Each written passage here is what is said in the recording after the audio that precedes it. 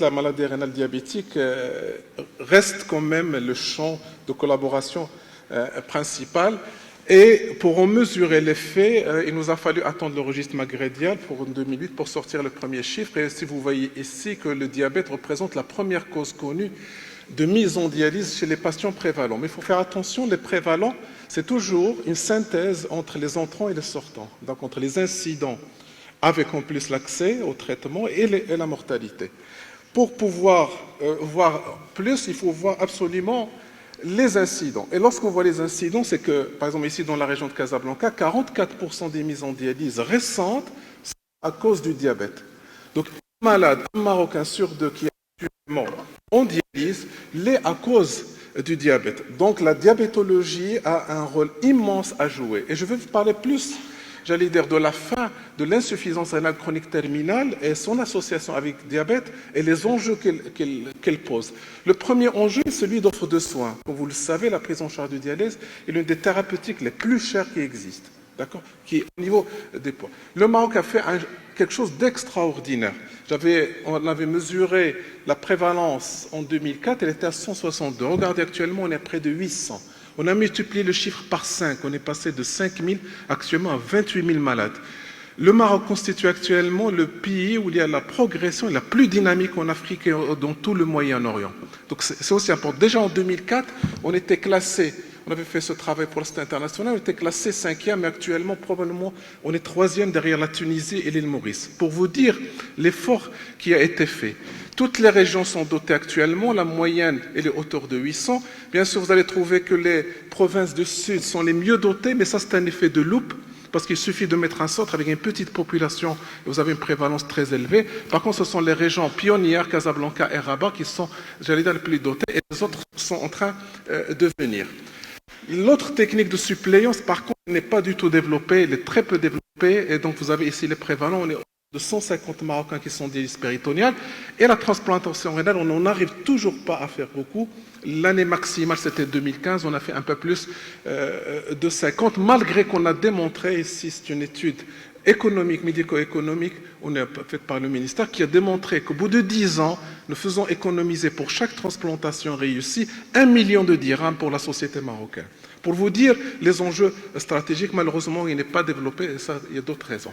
Donc, globalement, nous avons 28 000 Marocains qui sont actuellement sous suppléance rénale, la quasi-majorité en hémodialyse, environ 530 en transplantation et 154 en dialyse péritoniale. Donc ça, c'est l'offre de soins qui pose un problème. On a fait une grande progression. Maintenant, est-ce qu'on sera capable de la maintenir? Parce que le problème, il est d'abord financier. Je vous montre cette plaque que j'avais préparée pour le Société internationale, qui est une corrélation entre la prévalence, c'est-à-dire l'offre de soins qu'offre un pays, et sa richesse ici mesurée par le PIB ou par le PNB. Plus le PNB est important, plus l'accès, la prévalence est importante, parce que l'accès est important. Ce n'est pas le cas de tous les pays, et certains pays, même s'ils sont riches, leur population n'a pas accès aux soins. Et d'autres pays, par contre, où il y a une sorte de volonté politique, on voit que plus il y a les moyens, plus on offre à la population. Et on peut le voir aussi, c'est lorsqu'on voit, j'allais dire, le profil de l'assurance maladie. Globalement, on est ici, en 2014, on était à 700 par million d'habitants. Donc lorsqu'on a une assurance maladie obligatoire, on était de 1000 par million d'habitants. CNOPS 1300 et la CNSC 600, mais le 7300, mais ça c'est un effet historique parce que la CNOPS existait bien avant l'assurance maladie obligatoire et donc il y a un cumul. La dernière monnaie, c'est-à-dire l'AMO par la longue progression, et hors AMO, c'est-à-dire les 2/3 de la population marocaine qui n'a pas d'assurance maladie obligatoire, elle autour de 600 millions d'habitants. Ça coûte excessivement cher.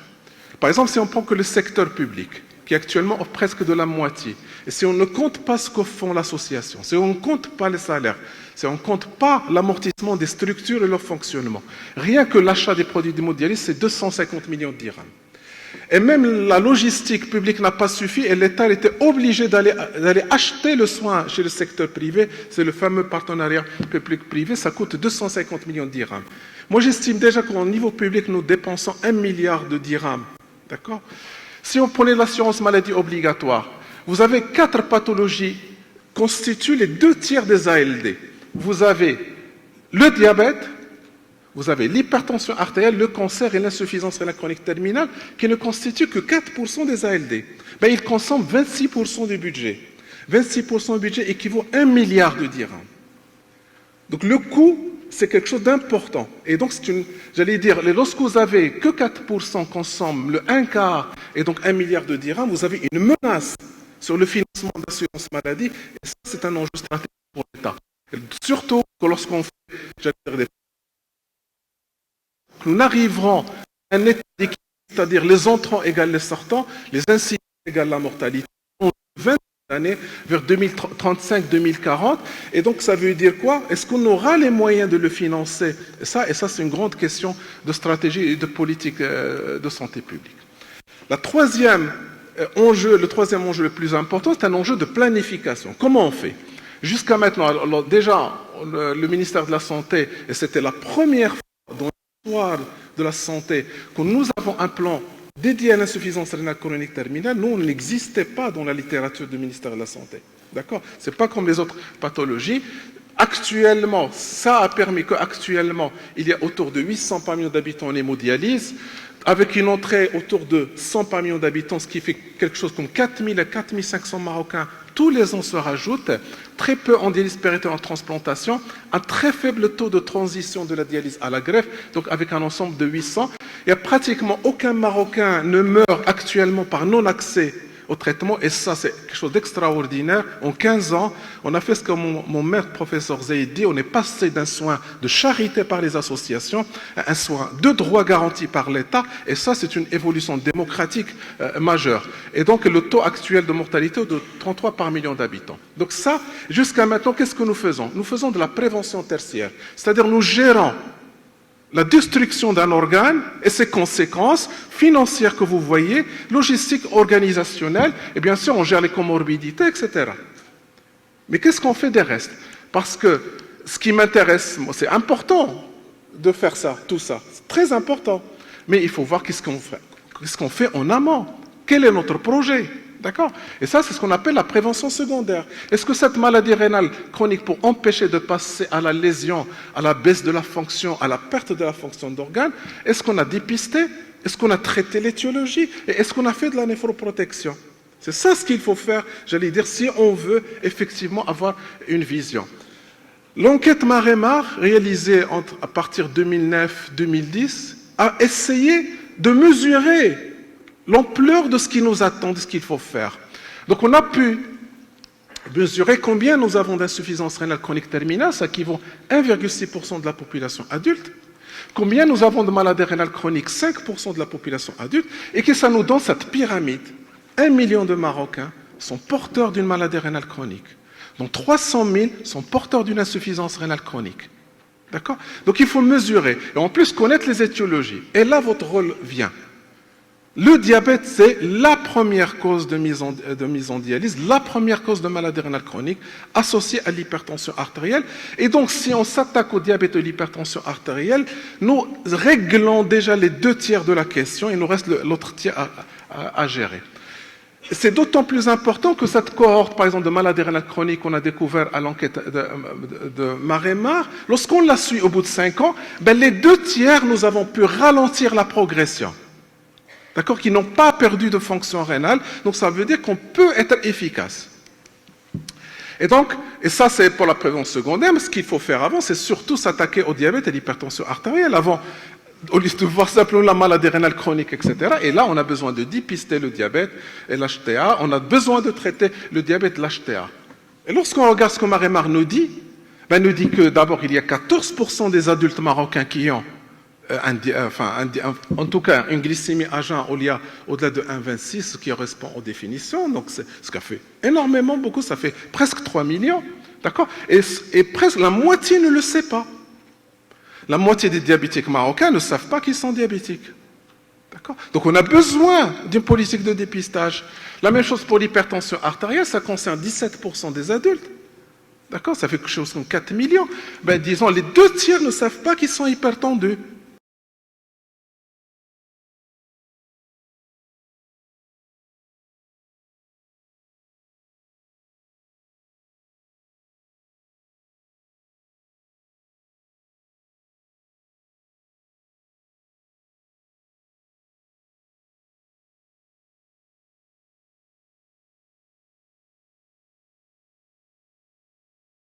C'est l'albuminurie.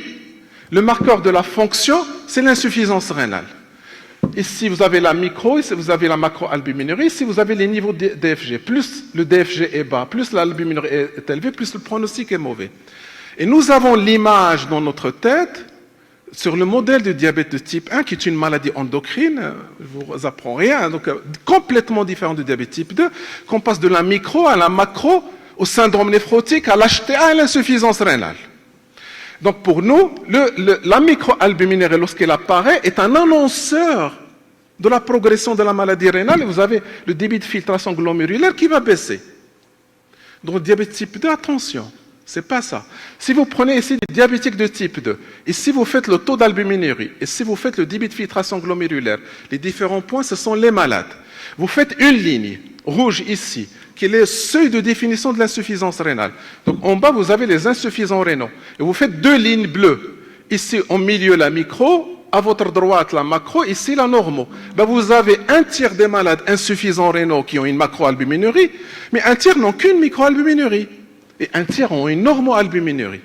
Ça veut dire l'absence d'albuminurie chez un diabétique de type 2 ne doit pas vous empêcher de mesurer le débit de filtration glomérulaire, parce que chez les diabétiques de type 2, il fait une néphropathie diabétique non protéinurique. Ça veut dire qu'actuellement, sur une bonne partie des malades, on n'a pas de vrais biomarqueurs.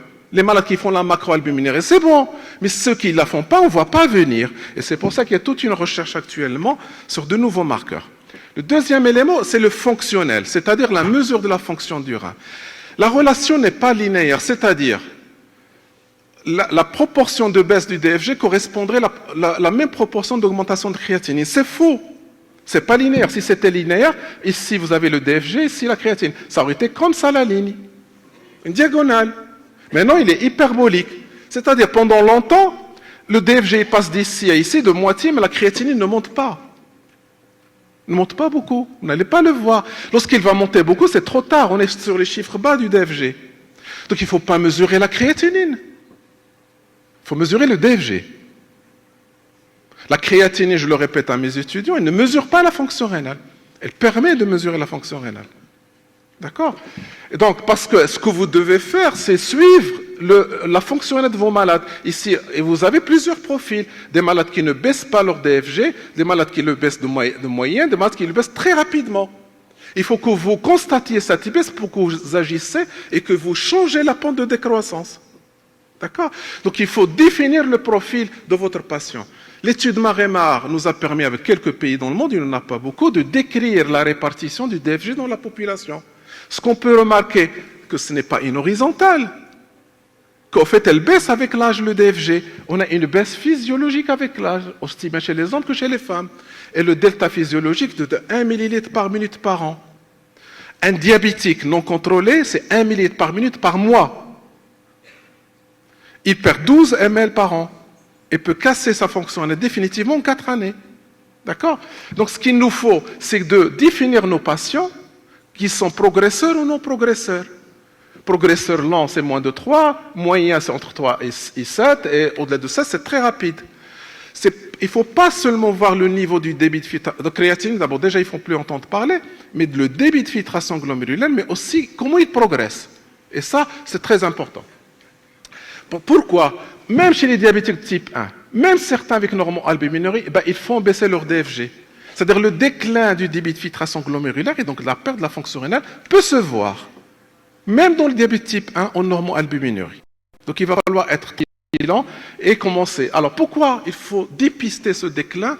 Parce que ça nous permet d'agir avant le seuil de définition de l'insuffisance rénale. Ce que je veux vous dire, lorsque vous mesurez votre DFG, il est supérieur à 60, ça ne doit pas vous rassurer. Par exemple, il est à 80. Et dans 6 mois, il est à 70. Bon, vous allez dire, bon, il est toujours supérieur à 60. Non, votre malade a perdu 10 ml en 6 mois. Ça fait 20 ml par an. Il va détruire son rein en 2 ans. Ce qu'il faut dépister, c'est le déclin du DFG et non pas dire en binaire, il a l'insuffisance rénale, il n'a pas d'insuffisance rénale. Il faut calculer le déclin du DFG et je pense que c'est un élément majeur qui va nous permettre, que ce soit pour l'albuminurie ou pour le DFG, de diagnostiquer nos malades très tôt. Et surtout, il ne faut plus j'allais dire, plus faire confiance au taux de créatinine. Par exemple, pour le seuil de 60 qui définit l'insuffisance rénale, 10 mg, c'est une femme de race blanche qui a 60 ans, c'est 11 et quelques pour une femme africaine, afro-américaine de 60 ans, c'est 13 mg pour un homme blanc, et c'est pour 14 mg pour un homme noir. Donc vous voyez que le taux de créatinine en lui-même ne définit pas, ne mesure pas la fonction rénale. Il faut absolument mesurer le DFG. Et s'il vous plaît, ne demandez plus au laboratoire de faire clairance urinaire des 24 heures. C'est dépassé. C'est faux. Ça fausse la mesure de DFG de 20 à 30%. Il faut calculer le DFG à travers des calculateurs que vous pouvez télécharger sur votre smartphone ou que vous pouvez voir par Internet, soit la formule MDRD, soit la forme CKD-IP lorsque le dosage est standardisé en IDMS. C'est comme ça qu'il faut faire, pas autrement. La mesure directe, on ne peut pas le faire, on n'a pas l'unité, c'est pour la recherche, etc. C'est une estimation par des formules, d'accord, et qu'il faut le faire, il ne faut plus faire la clairance urinaire des 24 heures. Et je terminerai par le dernier point, pour faire court, c'est le parcours de soins. On a un vrai enjeu, et vraiment c'est un gros projet qu'on souhaite partager ensemble, parce que ce qu'on a vu tout à l'heure, cette prévention tertiaire, prévention secondaire, prévention primaire, il faut normalement, avec tous les plans de soins qu'il faut, du dépistage à la néphroprotection, à la cardioprotection, à la suppléance, à l'éducation, tous ces axes, il va falloir les mettre dans un programme. Il faut que ce soit un parcours du patient. D'accord? Tel que vous savez si bien le faire chez un diabétique, il faut le faire pour la maladie rénale chronique. Et cette réflexion a été conduite par la SMEDIAN. D'accord? Avec la Société marocaine d'hypertension artérielle et avec la Société marocaine de néphrologie, à l'époque présidée respectivement par professeur Marouane, professeur Bahia, professeur Zaid. D'accord? On s'est réunis, vous connaissez des têtes, et c'est Oussed Belkhadir, Roumari, Shraibi, Oussed Farouqi. D'accord? Nous avons produit en 2011 un document. Les 3 sociétés, on a écrit au ministère, on leur a livré. Qu'est-ce qu'on demandait? On demandait de rajouter un 4e niveau ici, entre l'hôpital et les structures de base. Entre les centres de santé, les cabinets et les hôpitaux et les cliniques, mettre un 3e niveau. C'est ce qu'on appelle le réseau multidisciplinaire. Il y a bien sûr de l'expérience actuellement dans le public parce que des centres multidisciplinaires de prise en charge. Mais il faut que le concept et la philosophie soient élargis à tout le territoire et dans tous les secteurs. D'accord? L'objectif, c'est quoi? Ce n'est pas le malade qui fait le tour des spécialistes. Chacun il a un dossier. Que tous les spécialistes sont dans un réseau ou dans une structure qui travaillent sur un dossier commun, ils travaillent avec des protocoles communs, etc. C'est ça la prise en charge multidisciplinaire. Il faut mettre à disposition toutes les expertises dont a besoin le patient pour améliorer son devenir. Il nous a fallu attendre 4 années pour qu'enfin sortent les filières de soins. Ici, en octobre 2015, et là vous voyez qu'à part les cancers et la psychiatrie, il y a 2 pathologies chroniques, j'allais dire le diabète et l'hypertension artérielle. Et enfin, on voit l'apparition ici du centre de 2e niveau. Et enfin, on voit pour nous, les néphrologues, l'apparition de la bandelette et de la créatinine de manière systématique avec consultation de néphrologue. Donc ça, au niveau institutionnel, c'est fait. Mais si les professionnels, c'est-à-dire déjà, ne sont pas au courant de ce qui s'est préparé, de ce qui a été proposé, ce qui a été publié, ce qui a été fait, et ce qu'il aurait attendu de faire, il est évident qu'ils ne peuvent pas adhérer à un projet qu'ils ne connaissent pas. Et donc, moi, d'où le bonheur que j'ai à vous en parler aujourd'hui, c'est au moins ce partage-là. Et votre bureau peut très bien partager le document RDH, il est disponible. Donc, je peux vous l'envoyer en PDF, vous pouvez le lire. Parce que, par exemple, on dit, par exemple, nous, dans l'ALD, dans les recommandations de bonnes pratiques de l'assurance maladie obligatoire, on dit qu'un avis néphrologique initial est recommandé au début, lorsqu'on découvre une maladie.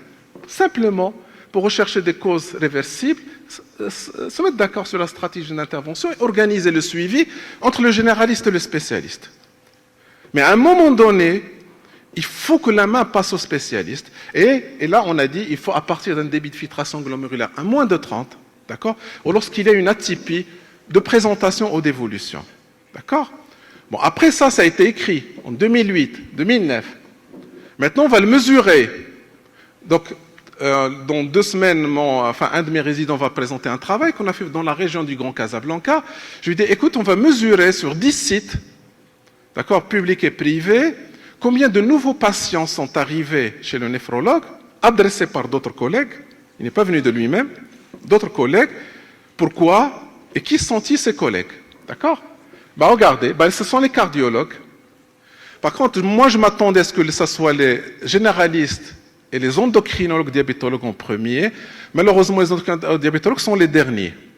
Donc c'est une invitation à ce que les diabétologues et endocrinologues, j'allais dire, construisent un vrai partenariat avec tous les spécialistes, que ce soit cardiologue, néphrologue, généraliste. On a absolument besoin d'ensemble d'organiser le parcours du patient. Parce que finalement, c'est ça le plus important, j'allais dire, au-delà des intérêts de chacun, des uns et des autres, je pense, mais ça, donc ça c'est pour un peu même, ne le prenez pas mal, bon, ça va être présenté dans 2 semaines, mais c'est une mesure, n'est pas représentative, je le sais bien, donc c'est pas national, etc., mais au moins c'est une invitation. Moi, à quoi je vous invite, c'est que les endocrino-diabétologues, avec les cardiologues, les généralistes, les néphrologues, en tout cas dans la maladie rénale chronique, c'est qu'on fasse une alliance qu'on avait appelée, vous avez vu déjà RDH, rein diabète HTA, les cardiologues demandent qu'on rajoute le cœur aussi, hein, d'accord? Une alliance épidémiologique, on doit surveiller nos malades.